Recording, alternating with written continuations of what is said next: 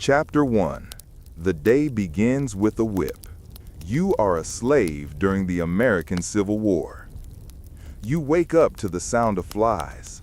Not birds, not music, not the voice of someone you love whispering, "You're safe." Just flies. Fat, black, buzzing between the gaps in the boards above your head, where the roof breathes sunlight like a broken lung. Your cheek is stuck to a plank of wood soaked in someone else's sweat. You don't know who. After a while, all the smells blend into the same warm rot. Salt, dirt, piss, maybe blood. The floor creaks when you move, not from the wood, but from the bones in your back that have forgotten they were ever young. You're 16, or 17, or maybe 23. Time is a fog that smells like smoke and mule shit. You lift your head, and that's the first mistake. The whip cracks before your eyes even finish opening. It doesn't land on you, not today. It finds the boy beside you, Jesse, or someone who looked like Jesse. He's not a boy anymore after that sound. He jerks like a rabbit hit by thunder, and you hear the breath leave his lungs with a little whimper. That's all. One whimper. Just enough to remind you what not to do. You stay down for another breath. 2, 5. Then the voice comes. Move. It's not shouted. That's what makes it worse. The overseer never raises his voice. He doesn't need to. His shadow does all the yelling. It stretches through the doorway like a stain, cutting across the dirt like it owns the ground. Maybe it does. You push yourself up. Your arms ache like you've been pulling the sun across the sky all night. You haven't. Just your own body. Just enough to stay breathing. You stand, bare feet on splinters, knees trembling. You wipe your nose with the inside of your forearm. There's blood. Again, it's not yours. The others rise too. You don't speak. Speaking is for people with futures. You just look at each other with eyes that forgot how to be surprised. One of the girls limps. Nobody helps her. Helping is a good way to get 2 backs whipped instead of 1. Outside, the heat hits like soup thrown in your face. It's not even midday, but the sky already sags with that hot yellow weight that tells you it's gonna be another day of silence and screaming. You walk toward the fields. You don't choose where. You don't choose anything. You just follow the sound of leather dragging against leather. That's the sound of power out here. Not words, not guns, not God. Just that slow, soft hiss of a whip being uncoiled by a man who thinks he's doing the Lord's work. You wonder what God smells like. Probably not like sweat and burnt skin. But that's the only kind of prayer you've ever seen get answered. Your fingers crack when you stretch them. They remember what's coming. Cotton. Endless, angry cotton. The kind that slices your fingertips open while smiling. But before you can even reach it, you're stopped. Today, there's a new rule. You're going barefoot again. Not because you did something wrong. Just because your shoes wore out last week, and there won't be new ones unless someone dies and leaves behind a matching size. You feel the gravel before you see it. Each stone a sharp little sermon about what it means to be property. Somewhere in the distance, you hear a train, a real one. You imagine where it's going. North, maybe. You've never been north. They say there's snow there. Snow, like God's way of letting people forget what fire tastes like. You want to believe in north. But today, you're walking south, into the fields, into the white hell. Your hand reaches for the sack. The same sack you've carried since you were tall enough to reach your mother's elbow. It smells like old hands and ash. It's patched in 5 places. One patch was sewn by her. She's gone now. Not dead, just gone. Sold. She left behind a thimble. You keep it in your pocket like a secret word. And so, the picking begins. The cotton doesn't care about your story. It doesn't care about your name. It just sits there, waiting to be pulled. It rips your knuckles open. The blood makes it stick to your skin. You tear it off. Start again. You're not allowed to fall behind. That's rule number 1. Rule number 2, don't bleed on the overseer's boots. He hates that. The hours smear. You don't know if it's 10 minutes or 10 years. Your breath gets shorter. Your spine twists. Your hands go numb, then burn, then go numb again. You pick, and pick, and pick. When the sun is overhead, the overseer blows a whistle. Break time, 5 minutes. Long enough to chew a dry biscuit and wish you hadn't. You sit in the dirt, chewing with your back to the house, because turning your back to the house is a good way to invite attention. You don't want attention. You want invisibility. The biscuit is so dry it steals the spit from your mouth. You swallow dust and call it nourishment. One of the older men gives you a look. He used to hum when he worked. He stopped after they burned his sister's tongue out for singing hymns. You glance up. The sky is white hot, no clouds, no mercy. Somewhere, a vulture circles. Not for you, not yet. Time's up. The whistle again. Back to the field. Pick, bleed, repeat. The sun starts falling and your back feels like it's filled with broken glass. But you don't stop.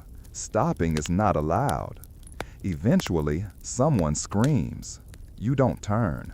Screaming is common. You hear it like wind, background noise. It's not your turn today.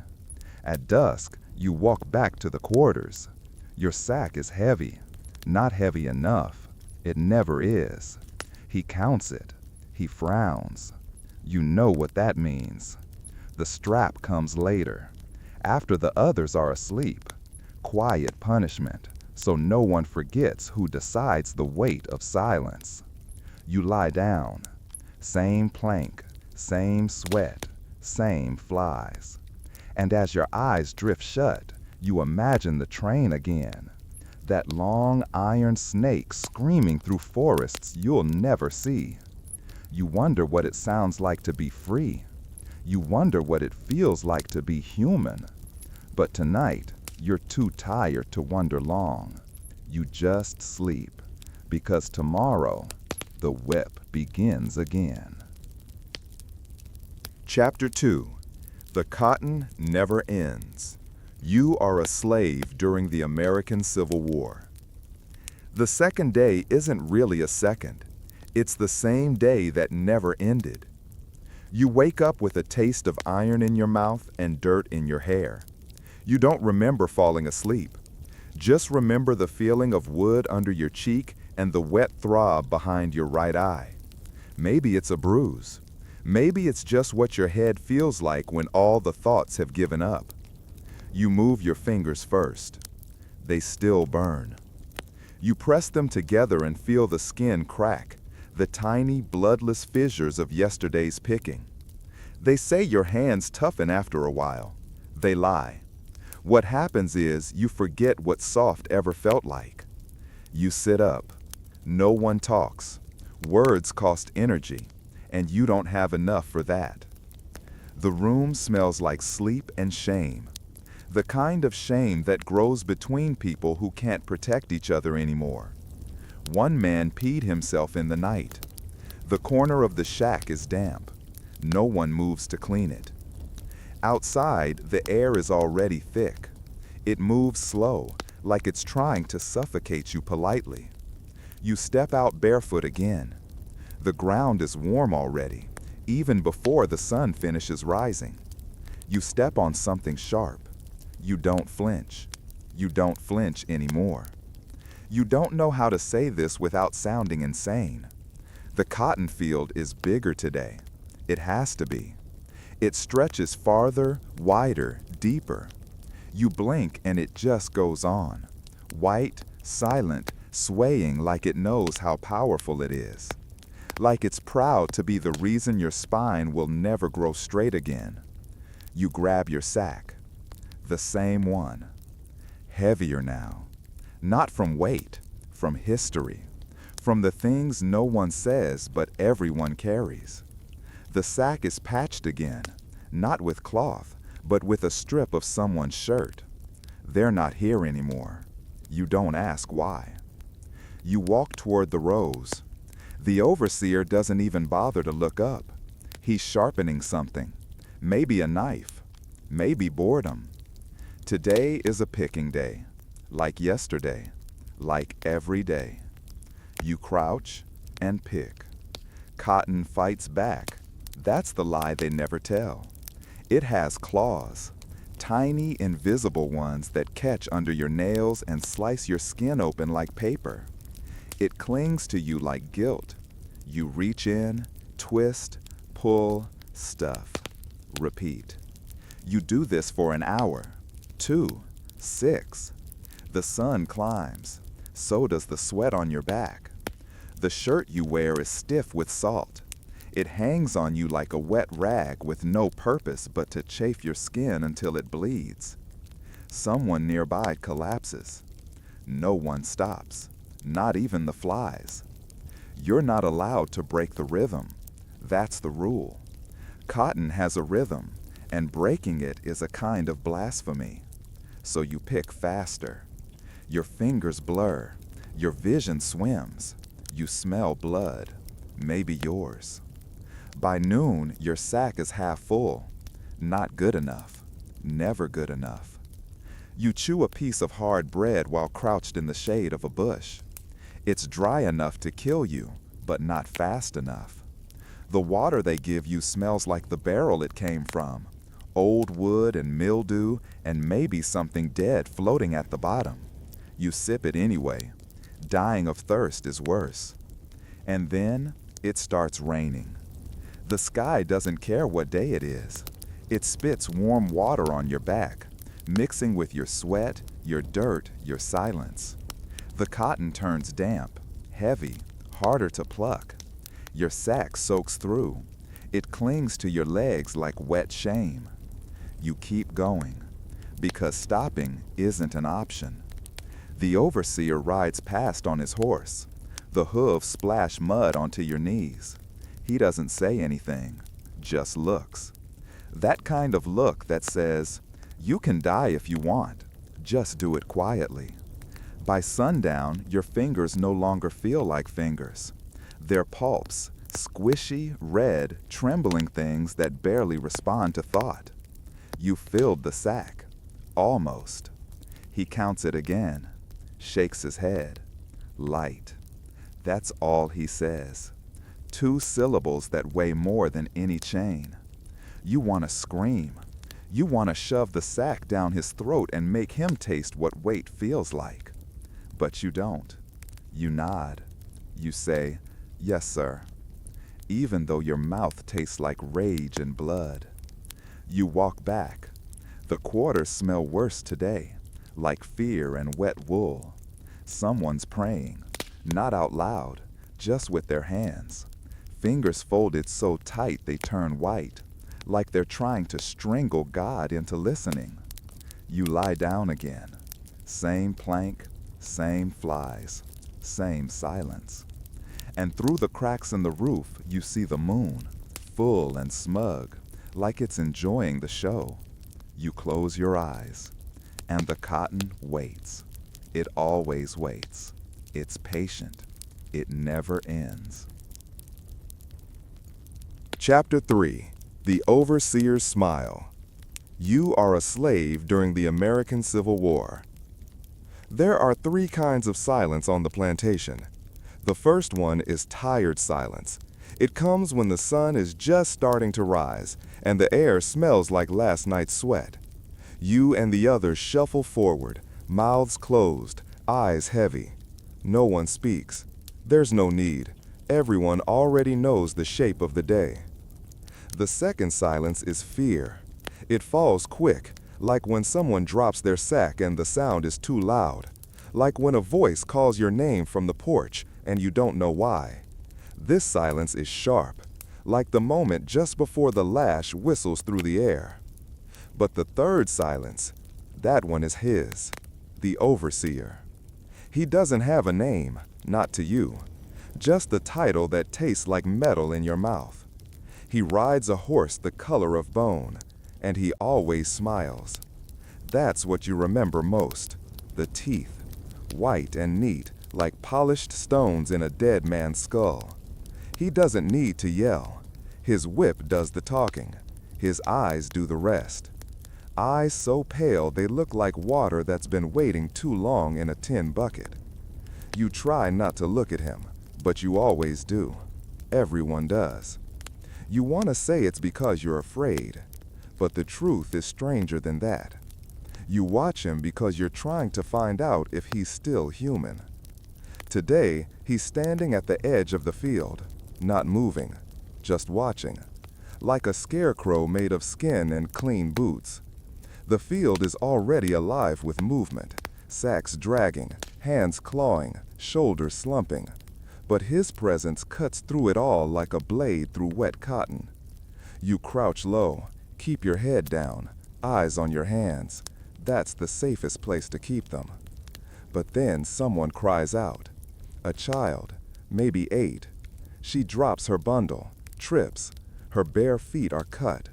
The ground chews them every day. She falls hard, scraping her knees on a rock.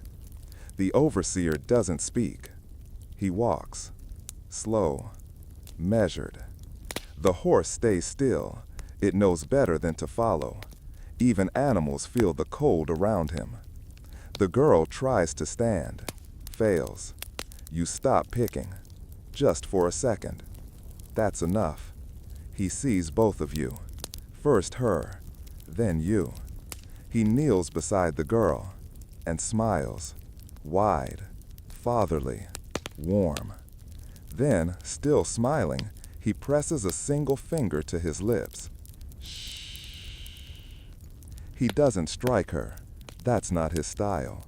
He turns and walks to you. You're still crouched. You feel your own breath trying to hide behind your ribs. He stands behind you for a long time. You don't move. You don't blink. You wait. Then, his boot, on your sack, pushes it over. Cotton spills out. Dirty, light, not enough. He sighs. Lazy, he says, softly, not cruelly, like a teacher correcting a child. He reaches down, takes a bit of cotton from the ground, rolls it between his fingers, then smiles again. Your hands look soft today, he says. Let's fix that. And then, the whip. Not loud this time. Not the crack of thunder, no. No. This one is soft, whisper-like. A slice of air turned solid. It finds your back with the grace of a piano key. You hear your own breath leave you, like it's escaping prison. Pain comes after, always does. At first it's fire, then water, then nothing.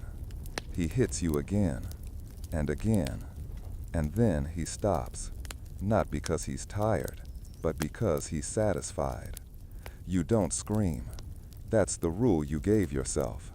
You let your face turn to the earth. Let the blood soak the edge of your shirt. Let the soil take what it wants from you. And when he's done, he pats your shoulder, gently, like a friend, still smiling. Then he leaves. The field goes back to its rhythm. Pick, pull, stuff, bleed, blood. But now the cotton feels heavier, like it knows. The girl is gone, taken back to the quarters, maybe, or somewhere worse. You don't ask. You just work. Because when he smiles like that, the only safe thing to do is pretend you didn't notice. That night, your back sticks to the plank. Each splinter digs into the scabs. You try not to move. Outside, frogs croak in the swamp. But inside you, there's nothing but that smile. It floats behind your eyelids, like a ghost with teeth. You dream of it, again and again, until you forget if you're sleeping or just surviving. And even in your dreams, you never see his eyes blink. Chapter 4. They call it Sunday. You are a slave during the American Civil War. They call it Sunday. You call it something else. Because it's not rest, not really. Rest is when your body heals. Sunday just means they let you hurt slower. There's no horn this morning, no overseer's shadow at the door. That's how you know it's Sunday. The silence is too big, and you hate it. You lie on the floor longer than usual. The wood presses against the scabs on your back like it's trying to remember what you've been through. You breathe shallow so the pain stays quiet. Outside, the light slips between the boards like a thief. It touches your face without asking. Someone coughs. Someone else prays.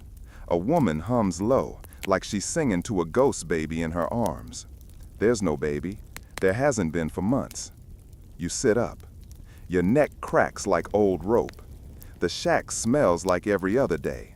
Mold, smoke, sleep, and something older. Something rotten but alive. Maybe it's the memory of all the people who used to live here. Maybe it's just your imagination, trying to rot before your body does. You stretch, not because it helps, just to prove you still can. A boy sits in the corner, knees pulled up. He chews a piece of cloth, not from hunger, from nerves. You don't know his name. Names don't stick here. They fall off like dead skin. Outside, someone calls your name, your real one, not the one the overseer gave you, not the one they shout when they won't work, the name your mother whispered into your ear when she thought no one else was listening. You step outside. It's warm, not hot, not cold, just that weird, quiet warmth that makes you think of something you've never actually felt. Peace. There are no horses, no whips, no boots, just bare feet and low voices. People move slow, like they're afraid time might notice and speed up again. You walk past the smokehouse, past the stump where they used to chain runaways. It still smells like rust. You reach the clearing near the edge of the woods. They're gathering there, Sunday gathering. Men in tattered shirts, women with scarves pulled tight, children who don't know what this is yet. At the center, old Amos. His back is bent like a question mark God never answered. His eyes are white, but he sees more than anyone. They say he used to be a preacher before the chains. You believe it. When he speaks, the trees listen. He doesn't yell, just raises one hand, and the clearing goes still. He begins to speak, but not with words, not at first. He starts with sound, humming, low and deep, like the earth itself is clearing its throat. And then the others join. Voices rise, one by one. No lyrics, just breath and hope and hurt. You don't know what to do with your hands. You hold them in front of you, like maybe they remember how to pray. And then the words come. Not in English, not in anything the overseer would understand. It's an old tongue, passed through mouths that had to whisper to survive. They sing of rivers, of chains, of fire that doesn't burn the skin, only the lies. You feel your chest shake, not from fear, from something else, something soft. You haven't felt soft in a long time. The boy beside you is crying, quietly, like the tears are ashamed to be seen. You put your hand on his shoulder. He doesn't flinch. That's the holiest part of the day. But it can't last. It never does. Footsteps, far off, fast. Everyone freezes. The song dies like a candle in wind. Voices hush. Heads drop. The trees lean in. It's just a dog, a mutt, panting, harmless. But the damage is done. The moment's gone. Old Amos nods once, slow. That's his way of saying, we're still here. And just like that, the gathering ends. No one talks on the way back. Too dangerous, too full. You eat later, a piece of boiled cornmeal that tastes like sand, a sip of broth that used to be water in a dream. You sit outside your shack, watching the sky turn orange. A woman combs her daughter's hair with a fork. The child winces, but doesn't cry. She's learning fast. The sun sets slower on Sundays. It's the only time it shows mercy.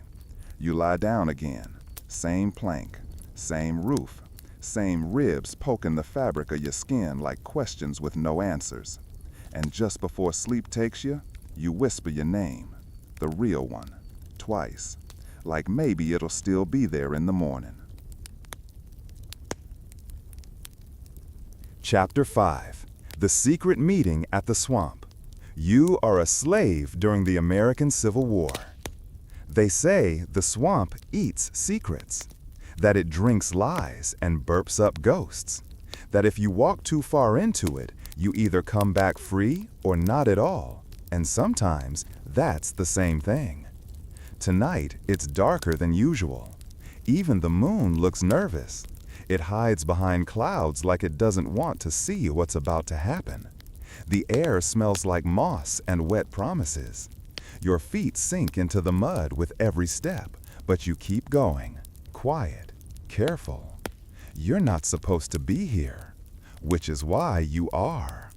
Earlier, in the field, someone brushed your hand, just for a second, like an accident, but they pressed something into your palm. A stone, smooth, cold, shaped like a tooth. That's the sign. You passed it on at dusk. To the next one, no words, only the look. And now here you are, sneaking between trees that lean like old drunk men, roots twisting like bones beneath the water. The swamp doesn't whisper, it gulps. Frogs croak like warning bells, bugs hum funeral hymns. You step over a fallen log slick with slime. Something moves beneath it, you don't check what. You're not afraid of animals anymore, not the kind with fur anyway. There it is, a lantern, dim, shielded behind a jacket. You approach slow. 3 figures crouch low near the cypress. One is Martha, big Martha. She once lifted a man off the ground with her bare hands and whispered in his ear, "Next time I twist." He didn't test her again. She's holding a wet rag in her teeth and sharpening a broken spoon into something uglier. Beside her, Elijah, thin as rope but twice as strong. His fingers twitch like he's always picking locks, even when he's sleeping. He got whipped once for looking a white man in the eye, not because he was defiant, but because he forgot to be afraid. Since then, he remembers. The third is new, young, maybe 15, maybe older. You don't know her name, but her eyes are made of something older than trees. They nod at you. No greetings, not here. Martha pulls something from the mud, a jar, buried. Inside, a map, hand-drawn, smudged, almost useless. But still, a way out. Elijah points. This line here, that's the river. If we make it past the ridge, there's an old trail, leads to the Pine Road. That Pine Road leads north. North, that word. It hangs in the air like a hymn and a curse. Nobody says it louder than a whisper, because north is more dangerous than the whip. North means escape. North means free. North means hunted. They talk in turns, plans, schedules. Who'll distract the dogs? Who'll fake a fever? Who'll leave the latch undone? You say nothing, not because you don't care, but because you're still deciding. Not between yes or no, but between fear and hunger. You're starving for something you've never tasted, control. Martha hands you a cloth. Inside it, salt pork, half dry. Keep it, she says. You run, you'll need it. You nod. Take it. It smells like someone else's courage. Then they go, like smoke, vanishing into the reeds. You wait a moment longer, alone, listening. The swamp breathes, and in it you hear your heartbeat, fast, loud, alive. You crouch down beside the tree and bury the cloth deep in the mud. You're not ready, not yet, but maybe soon. You walk back with mud up to your knees and moss in your hair. Back to the quarters, back to the plank, back to the dream that gnaws at your insides every time you hear the word north. That night you lie awake, and for the first time in a long time, the fear inside you feels like it's growing teeth, not to bite you, but to bite back. Chapter 6. Learning to Read in the Dark. You are a slave during the American Civil War.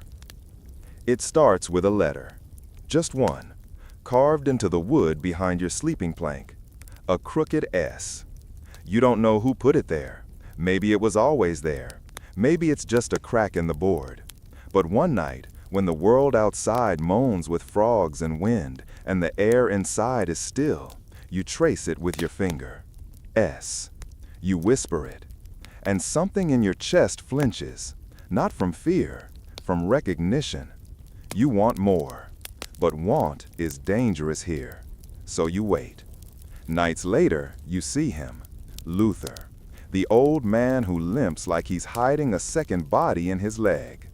He sits at the far end of the shack, where the light from the crack in the roof lands just right. His hands shake when he eats, but not when he turns pages. Yes, pages. Torn, stolen, hidden inside a hollowed-out Bible cover. No words on the outside, just the emptiness of camouflage. But inside, scripture, maybe, or poetry, or both. You slide toward him when the others sleep, inch by inch, like you're hunting your own breath. He doesn't look up, just turns the page, whispers something. You catch one word, liberty. It tastes illegal even in silence. You sit beside him. Don't speak. Not yet. He flips another page. Then, a whisper, rough as bark. You want to learn? You nod, but not with your head, with your whole body. He nods back. Then, you gotta listen. You do. Every night. For weeks. In the dark. By sliver moonlight and candle stubs made of fat and thread. You learn your name, not the one they gave you, the one spelled with your mother's hope, letter by letter. You learn A is for away, B is for bondage, C is for can't breathe, but D is for dream, and that's the one that sticks. You write it into the dirt with your finger, over and over. Dream, dream, dream. Then wipe it clean before daylight finds you. Sometimes he makes you whisper the alphabet with a pebble in your mouth to teach you how to speak quietly. Sometimes you both freeze when a footstep crunches outside. Once you didn't freeze fast enough, and someone saw. A girl, no older than you.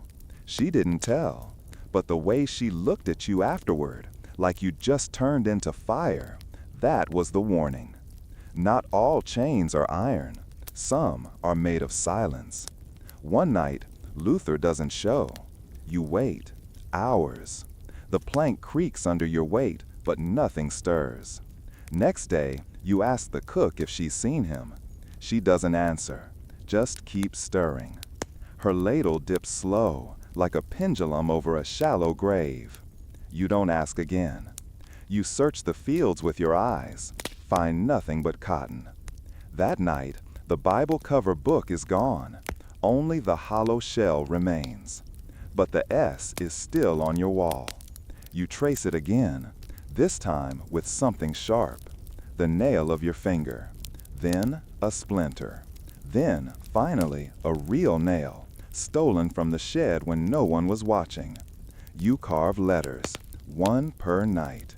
You do it under your breath like prayer, until they form words, your words, not theirs. And when they catch you, and they will, they'll scrape your wall, scrub your name, curse your breath. But they won't know how to take it from your mind. That's where the real escape is. Not in the woods, not in the north, but in the shape of letters under your tongue, where your chains can't reach. You still pick cotton, still bleed, still flinch when boots pass too close. But now, when you lie down at night, there's something else. You close your eyes, and in the darkness behind your lids, you read. Chapter 7. The Price of Disobedience. You are a slave during the American Civil War. It doesn't take much. A look, a pause, a second too long before you obey. That's all it takes to be called disobedient. Today, it's your friend Moses, strong as two men, silent as death. He's been breaking his back over that cotton longer than you've been breathing. And today, he said no. Not loud, not even angry, just, "No, sir, my back ain't good." That was it. The overseer blinked once, then smiled. Not his usual smile, not the wide preacher-in-hell grin you've seen before. This one was smaller, meaner, more personal. "You calling me a liar, boy," he said. Moses didn't answer. Didn't need to. The silence said everything. That was enough. They didn't whip him. Not right away. No, that'd be too easy. They tied him. Hands to a post, feet apart, face turned to the sun like it owed him something. And then they brought out the chair. Not for him, for the white folks. Ladies in corsets and gloves sipping sweet tea like this was theater. Children with freckles and curious eyes. One of them pointed and asked, "Mama, what's he doing?" She said, "He's learning manners." You watched from the edge of the field, a stalk of cotton still in your hand like a forgotten sentence. You wanted to run, but your legs weren't yours. They belonged to fear. The first lash hit like thunder with no rain. Moses didn't make a sound. Not then. Not on the second. Not even on the fifth. His skin split, opened, bled like it had been waiting for permission. By the 8th, his knees started to bend. By the 10th, he was breathing like a horse shot through the lungs. At 15, he screamed. Just once. A sound like metal breaking in half. One of the children clapped. "Like fireworks," she said. The overseer turned, smiled at her. That's when you learned something new. There's pleasure in power, but there's ecstasy in obedience. Not yours, theirs. They feed on your silence, but they feast on your scream. After 20 lashes, they stopped. Not because they had to, because they wanted to. Moses collapsed. The women stood, brushed dust from their skirts. One of them dropped her fan, didn't pick it up, left it there like a monument. They dragged Moses back by his wrists, left him in the shade like meat gone bad. You snuck to him later, poured a little water on his lips. He didn't drink, just whispered, "Don't let him own your breath." Then he closed his eyes and stopped needing air. You buried him near the swamp that night. No grave marker, just a stone, and a word scratched into it with the spone handle. No. That was his crime. That was his gospel. You whispered it under your breath all night. No, no, no. Even while picking, even while bleeding, even while smiling when they told you to. Somewhere deep in your throat, the word grew teeth. You didn't say it out loud, not yet, but it was there, waiting, sharpening. Because in a place where obedience is survival, Disobedience is the only proof you're still alive. Chapter 8. You dream of fire. You are a slave during the American Civil War. The night doesn't begin like a dream. It begins like fever. You lie on your plank, skin hot, bones cold. The sweat clings to you like guilt, and every time you close your eyes, you see colors that shouldn't exist. Red that isn't blood, orange that isn't sunset, black that moves like it's breathing. You're not sick. You're burning, but only on the inside. Outside, your body just lies there, still, quiet, a good slave. But your mind, it runs. Runs like a dog that broke its chain and doesn't know where to go. And then it happens. The dream. At first, it's just sound. Creaking wood. Popping. A low crackle like bones in a fire. Then the heat. It wraps around your face, pulls into your nostrils, fills your mouth. But you don't choke. You smile. Because the fire isn't hurting you. It's dancing. It licks the floor, curls around the walls, climbs the rafters. And in the center of it, the big house. The one with the white columns like broken piano keys. It's on fire. Every floor, every curtain, every portrait. You see the overseer at the window. He's not smiling now. He screams, but no sound comes out. Just smoke. You watch the flames crawl up his sleeves like they've been waiting for this moment their whole lives. He bangs the glass, then disappears into the orange. You turn. There's Martha and Elijah and the others. They're all standing still, watching with you. No one speaks. The flames speak for everyone. And that's when you feel it. Not revenge, not justice, something older, something like balance. You wake up gasping, but still smiling. The room is dark, quiet, too quiet. You sit up, feel the ache in your back, the bite of your ribs against your skin. But it all feels smaller now. The pain, less important, like background noise. You go outside, barefoot. The night is cold. Stars blink like they're afraid of what they just saw in your head. You walk to the edge of the clearing, past the sheds, past the trees, to where the swamp begins again. The water glows faint in the moonlight. You don't go further. You just stand and think. What if the dream wasn't a dream? What if it was prophecy? What if the fire has already begun, somewhere far off, in places where your name means something more than inventory? What if someone, somewhere, is lighting the match? You breathe slow and say it out loud, just once. Burn. The word doesn't echo. It lands, sinks, vanishes. But you feel it in your chest like an ember. That night, when you lie back down, you don't sleep. You wait, eyes open, watching the rafters, hearing the house burn again and again behind your eyes. You wonder if dreams can start fires. And if they can, you hope the next one doesn't wait too long. Chapter 9. Whispers of the North. You are a slave during the American Civil War. The first time you hear the word Canada, it slips out like a curse. Low, soft, wrapped in someone's breath like a sin they regret confessing. It's Amos again.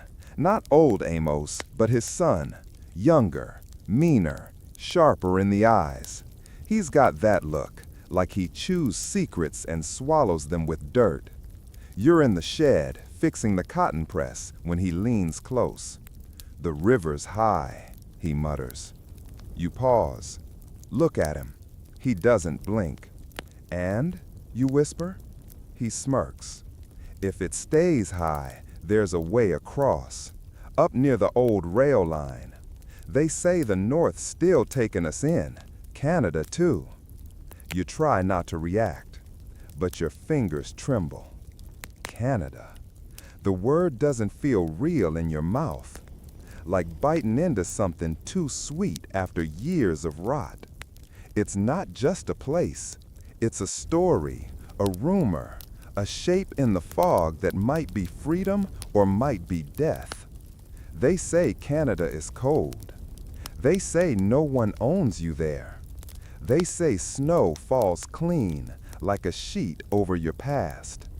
That night, the whispers start, quiet ones, by the fire, in the fields, at the well. You hear when Amos said? His cousin crossed. They made it? Dunno. Word is they reached Ohio first, hid in a church. Canada's past Ohio? Yeah, farther than far. You close your eyes. Try to picture it. Canada. What color is it?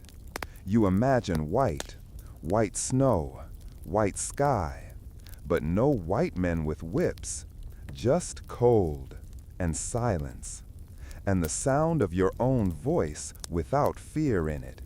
You start to dream different, not of fire anymore, of ice, of trees with no overseers behind them, of boots that walk because you choose to.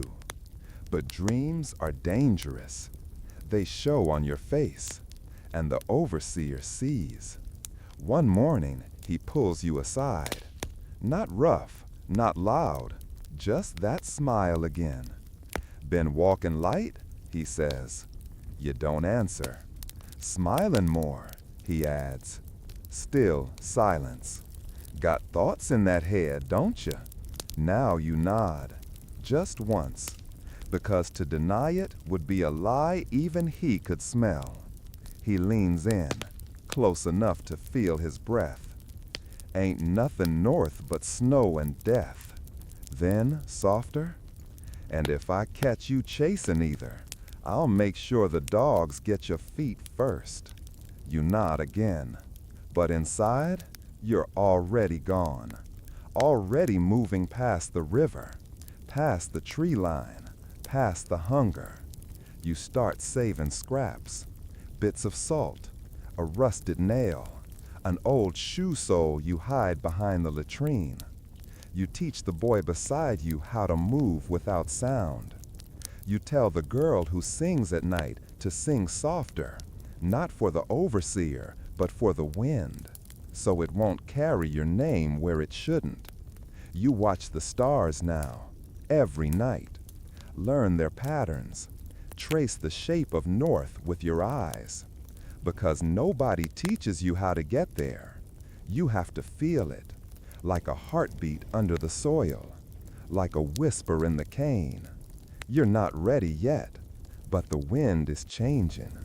You feel it on your skin, cooler, sharper, as if Canada is already breathing on your neck, calling you forward. Not with promises, but with possibility. And you think, if freedom had a sound, it would sound like that. Chapter 10. Blood on the Ledger. You are a slave during the American Civil War. They don't say your name. They say your value. They say, that boy brings in 12 pounds a day, or she's had 3 healthy ones, or he eats less than he costs. And you are ink, on a page, in a book you've never seen, in a house you'll never enter.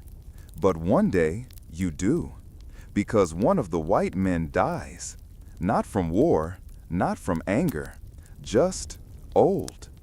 His heart stops like a faulty lantern, and suddenly there's work in the house, temporary, urgent. You're chosen, not because you're the best, but because you're quiet. They like that. They like when black hands do the lifting and white eyes don't have to see the effort. You wear gloves.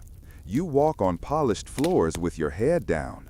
And when you reach the study, the room with the red rug and the brass globe that spins slow, you see it. The ledger. Open, heavy. Its spine cracked like it's tired of holding so many lives. You shouldn't look, but you do. It smells like ink and blood, and paper that cost more than your whole body. Your eyes skim. Lines, columns, dates, names. No, not names. Identifiers. Male, 19, no defects. Female, fertile, compliant. Child, 2, not viable. And then, you. You know it's you, because it says, male, approx 17, slight limp, strong hands, literate? That last part, the question mark, slices deeper than a whip. Literate? Did someone see? You freeze, because now you know. They suspect, and suspicion is death with its boots on. You turn the page. More entries, more numbers, and at the bottom of one column, a cost. Next to each body, a $sign. Next to each child, a fraction. Next to a woman who died last month, the word lost. Not mourned, not buried, just lost. Like she was a misplaced coin. You hear footsteps, close. You close the book. Too hard. Dust jumps. Your breath flees. A white voice says, "You done in here?" You nod, fast, eyes down, hands shaking. He doesn't look at you. Why would he? You're a statistic with shoes. Later that night, you sit outside your shack. You've got no food, no voice, but you've got something new, value. You know your number now. You know how much you're worth in ink. You whisper it to yourself, not out of pride, but out of fury. Because if you are a number in their book, then maybe, just maybe, they're a number in yours. You start keeping count. Every time they look away, every time someone disappears, every lash, every lie, every scream that echoes too long, you tally them in your head like a new kind of math. Because if you are part of their ledger, then maybe one day when fire comes again, so will the audit. Chapter 11. The Escape That Wasn't. You are a slave during the American Civil War. You didn't mean to run that night. Not really. It just happened. Like thunder after lightning, like breath after panic. The dogs had been quiet. The moon had been low. The overseer had drunk too much sour corn mash and passed out in his chair, one boot off, the other dangling like a curse. And you were already awake. The girl with the burn scars had whispered, "It's tonight or never." And you thought, why not never? But your legs didn't agree. Neither did your ribs, or your fists, or that part of your chest that still remembered Canada like it was a hymn hummed too soft to forget. You slipped out the back, through the latrine ditch, past the broken fence no one bothered fixing. The earth was soft, the night was hard. Every step felt like it might be your last. You ran, faster than you'd ever picked, faster than the whip had ever chased you. Through the cane, through the mud, through the memory of Moses buried by the swamp. You didn't look back. That was your first mistake. The girl did. She tripped.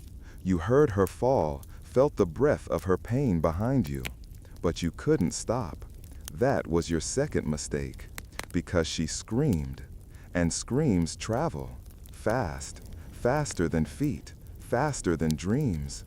The dogs were loosed before you reached the ridge. You heard them howl. That wild, awful sound that meant two things. You're worth more alive than dead, but dead is still an option. You cut through brambles. Your arms bled. Your lungs folded in on themselves. The moon flickered between trees like a broken lantern. Then the trap. Rusty teeth in the soil, buried, waiting. Your ankle met it with a sound that wasn't human. Metal bit bone. You fell, hard. The world spun sideways. The trees laughed. You screamed. Only once. You clawed at the trap, but it held like a fist made of iron and cruelty. Then light. Lanterns, boots, shouts. The dogs first. They didn't bite. They didn't have to. They circled, snarled, waited. Then the overseer, not smiling. This time, drunk and angry, which is worse than sober and evil. He raised the lantern, squinted at you like he was reading a badly spelled word. "Look at this runaway mess," he slurred. "Didn't get far, did you?" You didn't answer, because your teeth were too busy holding in your scream. He motioned. They dragged you back, not gently. Your leg left a trail in the dirt, crooked, red, poetic in the worst way. They didn't hang you. That would have been wasteful. But they left the trap on for a day, just to remind the others. Then they unlocked it and chained you to a post, not to work, just to be seen. For 3 days you sat there, eating nothing, saying nothing, watching everything. People passed you like you were a caution sign, a prophecy, a warning carved into flesh. You didn't cry, not where they could see. The girl with the burn scars never looked at you again. And you never blamed her, because that's the price of trying, of hoping, of moving when the world tells you to kneel. Your leg never healed right. It drags now, not enough to stop you, but enough to remind you, every step, that you tried, that you almost made it, that you're still here. And the dream? The one that once ran faster than the dogs? It limps now, but it hasn't died. Chapter 12. A White Man's War. You are a slave during the American Civil War. They call it a war for freedom. You call it Tuesday. Because you're still in the fields, still dragging your bad leg, still chewing boiled cornmeal like it's punishment disguised as food. The bullets started far away. Rumors came first. Union took Memphis. Rebs burned a church. Lincoln freed the slaves. That last one made people laugh. Not joyful laughter. The bitter kind, like a cough you don't want to explain. Because where you stand, the chains haven't loosened. The whips haven't gone quiet. The names on the ledger haven't changed. Then the soldiers come. Gray coats, dusty boots, Confederate flags held high like holy cloth. They arrive loud, smelling like sweat, smoke, and authority. They take what they want: food, blankets, sometimes men. You watch as one of them grabs a young boy by the shoulder. He can't be older than 13. "Strong enough," the soldier says. And just like that, he's gone. No goodbye, no protest, because who protests to a gun? You're not surprised. The war takes everything, even the things it didn't ask for. Soon, there's talk of digging trenches, of building barricades, of cotton uniforms that need to be sewn by hands like yours. They say, for the cause. You ask, whose cause? But only in your head. Out loud, you nod. You sew, you cook, you carry crates for white boys barely old enough to shave. You lift wounded soldiers onto wagons and pretend you don't see how they bleed red just like you. And they look at you like you're invisible, or worse, furniture with a pulse. Sometimes they call you boy, sometimes they don't call you anything. One of them, blonde, southern, with a limp like yours, tries to talk to you. He says, "I don't own no slaves. My daddy did, but I ain't like him." You look at your wrists, still raw, still scarred, still here. And you smile, because what else is there? He hands you a coin. You don't take it. He shrugs, walks off. The coin sits in the dirt like a joke. Later, you bury it, deep, under a stone, next to your pride. They keep saying the war is close to ending. They say the Yankees are coming. Some slaves cheer at night, whispering about blue coats and emancipation. You don't cheer, not yet. You've seen too many endings turn into new beginnings for the same old pain. But one day, a soldier drops a paper. You steal it, hide it in your shirt. Later, you read it under moonlight. It's a list of names, dead, wounded, missing. At the bottom, property damage, unspecified. That's you, unspecified, uncounted, unbroken, but not unseen. Because even in a white man's war, you bleed, you break, you carry, and sometimes you survive. Not for them, not for the flag, but for the dream. That maybe one day the war will be yours, and you'll fight it on your own terms, not with a gun, but with your name, carved into stone, not as property, but as proof. Chapter 13. The letter she couldn't send. You are a slave during the American Civil War. She didn't have ink. She didn't have paper. What she had was ash, and the inside of a wooden bowl. That's where she started writing. Not to anyone alive, to her daughter, the one they sold 2 summers ago. She writes with a burnt stick, careful strokes, crooked letters. She never learned properly, not the way white folks did, but enough to remember, enough to hurt herself with memory. You're the only one who sees her doing it, at night while the others sleep. She hums sometimes while she writes. Not a tune, really, more like a breath that forgot how to stop. You don't ask her what she's doing. You know. The first night she lets you look, the words are smeared, faint, but real. They say, "My baby, I saw you in the storm. Your hair was wet. Your eyes were dry. You didn't look back. I didn't cry until morning. I told the trees your name. They didn't answer. You read them slow. The ash flakes off under your fingers. She watches your eyes, then nods like that's enough. Like reading it means she's still alive. You don't ask where the girl went. Everyone knows. She was sold to a man 2 counties east, had a wife, didn't want her, wanted someone younger to help inside. That was the word they used, help. You've heard that word ruin a body before. She keeps writing. More nights, more bowls, more ashes. You help her sometimes. You bring bits of charcoal wrapped in rags. Once, you sneak a paper scrap from the kitchen firebox. She cries when she sees it. Not loud, just breaks inside her eyes. Like a dam she built out of hope finally cracked. You ask her, why write if she'll never see it?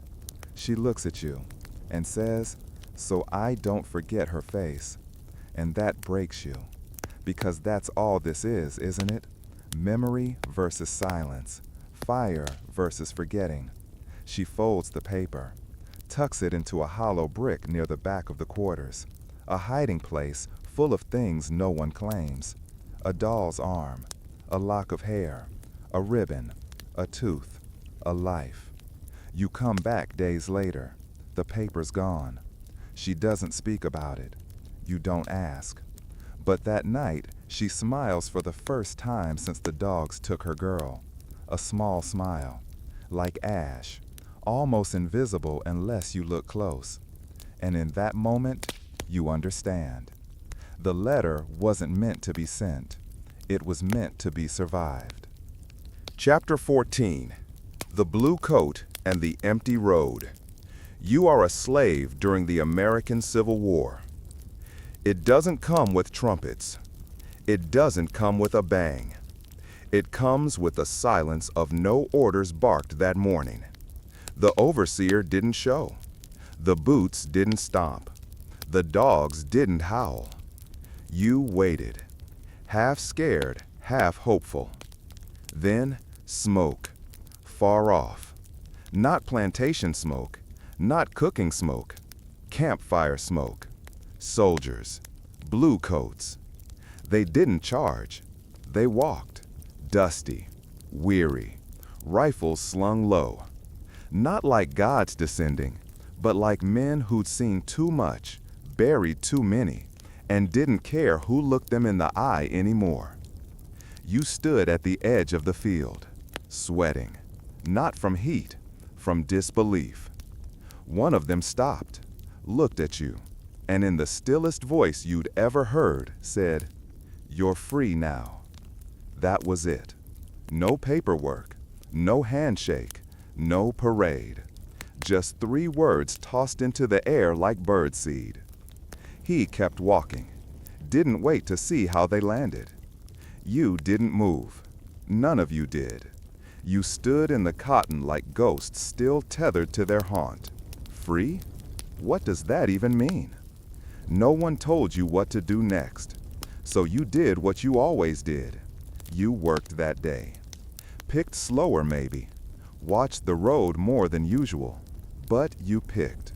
Because it's hard to stop surviving when you've done it so long. By sunset, half the plantation was gone. Not the buildings, the people. They walked, some barefoot, some carrying bundles, some carrying nothing but rage and names.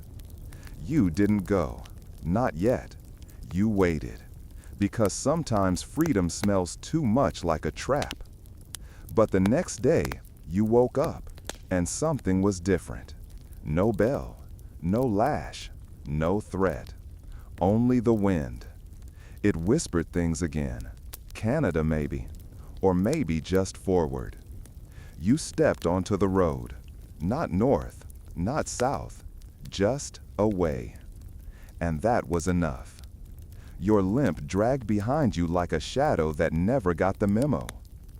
You passed trees that had watched you bleed, past rivers that refused to carry your body when you begged them, past the field where Moses last stood. And then you saw it. A coat, blue, hanging on a post, torn, bloody, abandoned. You took it, not to wear, to remember. That even soldiers break, that even freedom costs something. You didn't look back, not at the ledger, not at the girl with ash on her hands, not at the place that taught you how to keep breathing without ever living. You kept walking, and the road, it stayed empty, but it didn't feel lonely. It felt possible. Chapter 15. You are still breathing. You are a slave during the American Civil War. You don't know where you're going. The map in your mind is made of stories, half true, half whispers. You follow them anyway, because the other choice is standing still. The road is dirt, cracked. Your shoes fell apart a week ago. Now it's just skin against stone. You bleed, but you don't stop. At night, you sleep by rivers, under trees that don't care who you were. You eat when you find something that doesn't fight back. You drink what doesn't smell like poison. You dream less. You walk more. Sometimes white folks pass by in wagons. Sometimes they stare. Sometimes they don't see you at all. And sometimes, rarely, one nods. Just a nod, nothing more. But that nod is a language. It says, I see you. And maybe that's the first true freedom. Not safety, not land, not wages, just visibility. You find a town, half burned, half alive. The war passed through like a storm that forgot to clean up after itself. You see a church with no windows, no cross, but people inside. You enter, slow, hands up, eyes low. An old man in a worn coat, not blue, not gray, just threadbare, turns. He doesn't ask your name. He says, "You hungry?" You nod. He gives you bread, not much, but more than survival, more than the ledger ever gave. You sit in the back, eat, listen. They sing, softly, not hymns, but something older, a melody without words, and it wraps around you like a memory you didn't know was yours. You close your eyes, for once not from fear, but to feel it deeper, and something cracks, not your heart, not your ribs, something quieter, like a door in your chest swinging open, and inside, there's still breath, still fire, still you.